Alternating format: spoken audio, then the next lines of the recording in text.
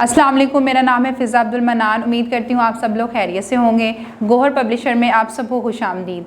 हमारा मोटो है redefining the geography of education through digital resources for conceptual learning, और हमारी किताब का नाम है गोहर ग्रेस उर्दू नर्सरी 4+। जी, अब हम शुरू करने जा रहे हैं लाम की लिखाई की मशक, लेकिन उससे पहले हमारे पास कुछ हदायत हैं जो साज़ा के लिए हैं। सरगर्मियाँ हल करने में बच्चों की रहनुमाई करें। सबसे पहले हम सरगर्मी नंबर 1 में क्या करेंगे, लाम पर पेंसिल फेरें और ख़ुद लिखें।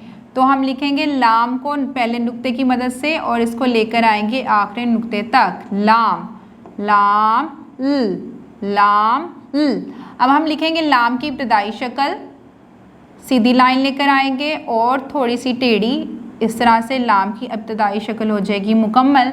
अब हम लिखेंगे लाम की इब्तदाई शक्ल को बिना नुक्तों की मदद से पेंसिल के साथ। और कैसे लिखेंगे, नुक्ते से शुरू करेंगे सीधी लाइन और थोड़ा सा कर देंगे टेढ़ा, फिर से नुक्ते से शुरू करेंगे सीधी लाइन और थोड़ा सा कर देंगे टेढ़ा। बाकी की सरगर्मी किसी बड़े की रहनुमाई के साथ मुकम्मल करें।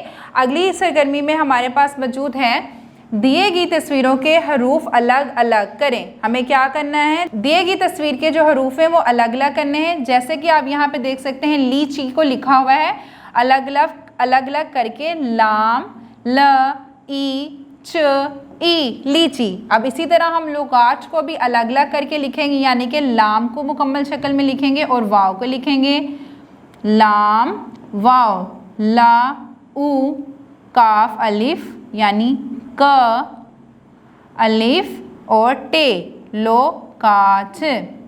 इसके बाद हमारे पास मौजूद है लोबिया।